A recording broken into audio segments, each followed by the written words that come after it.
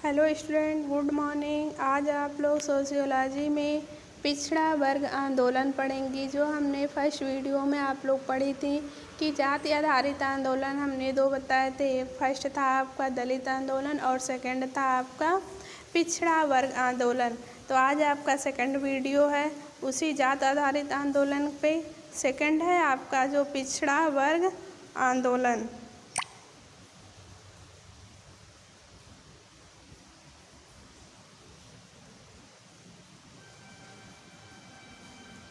तो आज हमारा वीडियो है जो आप लोग को पढ़ना है वो है आपका पिछड़ा वर्ग आंदोलन, जिसको हम इंग्लिश में बोलते हैं बैकवर्ड क्लास मूवमेंट। ठीक है, पिछड़े वर्ग की अवधारणा। तो सबसे पहले हम पिछड़ा वर्ग आंदोलन पढ़ने से पहले हम ये पढ़ेंगे कि पिछड़ा वर्ग किसे कहते हैं। ठीक है, तो समाज में सवर्ण यानी उच्च जातियों, ठीक है, सवर्ण जातियों तथा अनुसूचित जातियों के बीच जो अन्य जातियां विकास के अवसरों से वंचित रही हैं उन्हीं को हम पिछड़े वर्ग अथवा अन्य पिछड़े वर्ग या उसको हम लोग ओबीसी कहते हैं। तो यहाँ तक आप लोग को क्लियर हो गया कि पिछड़े वर्ग किसे कहते हैं। तो समाज में जो उच्च जाति के वर्ग के लोग हैं और जो अनुसूचित जाति के वर्ग के लोग हैं उन्हीं दोनों के बीच एक अन्य जातियां विकास के अवसर से वंचित रही हैं, उनका विकास बहुत ही मंद था, उन्हीं को हम पिछड़े वर्ग या अन्य पिछड़े वर्ग या ओबीसी कहते हैं। अब हम यहाँ जब पिछड़े वर्ग समझ लिए तो अब हमारा टॉपिक आ जाएगा कि पिछड़ा वर्ग आंदोलन। भारतीय समाज में पिछड़े वर्ग यानी ओबीसी का संबंध उन जातियों से है जो उच्च और अनुसूचित जातियों के बीच में आती हैं। इसी कारण इन्हें मध्यवर्ती जातियां भी कहा जाता है। बात करते हैं भारतीय समाज में, तो भारतीय समाज में पिछड़ा वर्ग यानी ओबीसी का संबंध उन जातियों से है जो उच्च जातियों और निम्न जातियाँ यानी अनुसूचित जातियों के बीच में आती हैं। इसी कारण इन्हें ओबीसी, अन्य पिछड़ा वर्ग और पिछड़े वर्ग तो कहते ही हैं। इन दोनों जातियों के बीच में आने की वजह से इनको मध्यवर्ती जातियां भी कहा जाता है। भारत के सभी क्षेत्रों की जनसंख्या में इस वर्ग की जातियों की जनसंख्या सबसे अधिक है। बात करते हैं भारत में, तो भारत में जो ओबीसी यानी पिछड़े वर्ग की संख्या है वह सभी क्षेत्रों में अन्य जातियों अनुसूचित या अनुसूचित या उच्च जातियों की संख्या से अधिक संख्या होती है ओबीसी की। ठीक है, इसके बाद भी यहाँ की सामाजिक आर्थिक व्यवस्था में पिछड़ी जातियों से भी उपयोगी सेवाएं लेने के बाद भी उन्हें एक लंबे समय तक वे सामाजिक, आर्थिक और राजनैतिक उन्हें नहीं मिल सके अधिकार जिसके वे हकदार थे।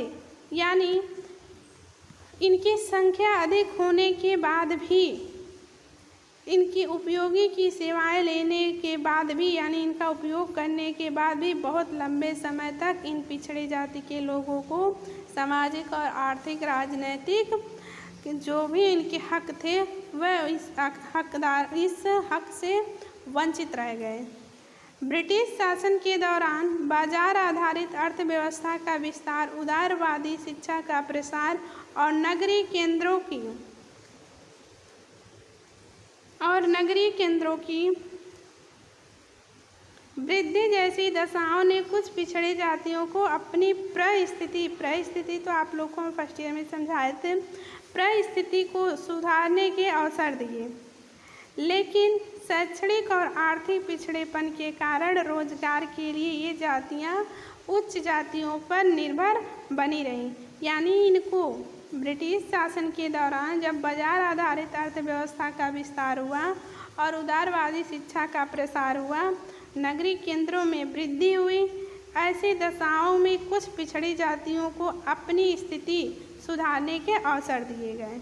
ठीक है, कब? ब्रिटिश शासन यानी अंग्रेजों के शासन के दौरान। लेकिन शैक्षणिक और आर्थिक स्थिति इनका कमज़ोर होने के कारण आर्थिक स्थिति और शिक्षा के क्षेत्र में कमज़ोर होने के कारण ये पिछड़ी जात रोजगार के लिए उच्च जातियों पर निर्भर बनी रही। इस प्रतिक्रिया के रूप में समय समय पर पिछड़ी जातियों के वर्गों ने भी अपने अधिकार के लिए मांग उठाई। यह प्रयत्न एक आंदोलन का रूप बन गया। शिक्षा और आर्थिक क्षेत्र में जब इनका विकास बहुत निम्न था तो ये उच्च जातियों पे निर्भर थे रोजगार के लिए, लेकिन समय के साथ परिवर्तन हुआ समय में, तो उन्होंने समय समय पर अपने अधिकारों के लिए मांग उठाई। यह प्रयत्न एक आंदोलन का रूप बन गया जिसके परिणाम सामने आने लगे। उदाहरण के लिए जैसे मान लेते हैं मद्रास प्रेसिडेंसी में सन 1872 से तथा महाराजा मैसूर द्वारा सन 1921 से पिछड़े जातियों को कुछ सुविधाएं देना आरंभ किया गया। यानी जब ये पिछड़े वर्ग के लोगों ने अपने अधिकारों की मांग उठाई और इसी मांग के प्रयास के आधार पर इन्होंने यही मांग इनका एक आंदोलन का रूप बन गया और जिसके परिणाम सामने आने लगे। मद्रास में प्रेसिडेंसी में सन 1972 से तथा महाराजा मैसूर द्वारा 1921 से पिछड़ी जातियों को कुछ सुविधाएं देना आरंभ किया गया। ये कैसे हुआ? पिछड़ी जातियों द्वारा आंदोलन के बाद। स्वतंत्रता से पहले बिहार के अहीरों और कुर्मियों ने सन 1910 में सामूहिक रूप से जमींदारों के द्वारा लगाए गए करों और लगान के खिलाफ विरोध किया, जो एक आंदोलन का रूप बना। यानी बात करते हैं स्वतंत्रता से पहले की, तो बिहार के अहीरों और कुर्मियों ने सन 1910 में सामूहिक रूप से मतलब एकजुट होकर जमींदारों के खिलाफ, जो जमींदार उनसे लगान वसूल कर रहे थे, कर वसूल कर रहे थे, उसी के खिलाफ इन्होंने विरोध किया। पिछड़े वर्गों में अपनी मांगों को प्रभावपूर्ण बनाने के लिए कुछ संगठन भी खड़े कर लिए। यानी ये ओबीसी वर्ग के जो लोग थे, इन्होंने अपनी मांग को प्रभावपूर्ण मतलब शक्तिशाली बनाने के लिए कुछ संगठन भी बना लिए। जैसे ये संगठन का नाम है आपका हिंदू पिछड़ा वर्ग लीग, अखिल भारतीय पिछड़ा वर्ग फेडरेशन तथा यादव महासभा आदि प्रमुख संगठन इन्होंने बना लिया। उत्तर भारत के बिहार प्रदेश में तो यादवों ने शोषण के खिलाफ भूमिहार ब्राह्मणों के विरुद्ध संघर्ष भी छेड़ दिया था। यानी बात करते हैं उत्तर प्रदेश के उत्तर भारत के बिहार प्रदेश में, तो यहाँ यादवों ने शोषण के खिलाफ भूमिहार ब्राह्मणों को, यानी जो ब्राह्मण उनका शोषण कर रहे थे, जो भूमि उनके पास थी, उसके विरुद्ध उन्होंने क्या किया? संघर्ष भी छेड़ दिया। नारायण गुरु स्वामी के द्वारा केरल में शुरू किए गए श्री नारायण धर्म परिपालन आंदोलन को भी एक महत्वपूर्ण पिछड़ा वर्ग आंदोलन के रूप में देखा जाता है। तो ये था आप लोग का पिछड़ा वर्ग आंदोलन, जो आप लोग को समझ में आ गया है। इसके आगे हम लोग पढ़ेंगे कि पिछड़ा वर्ग आंदोलन के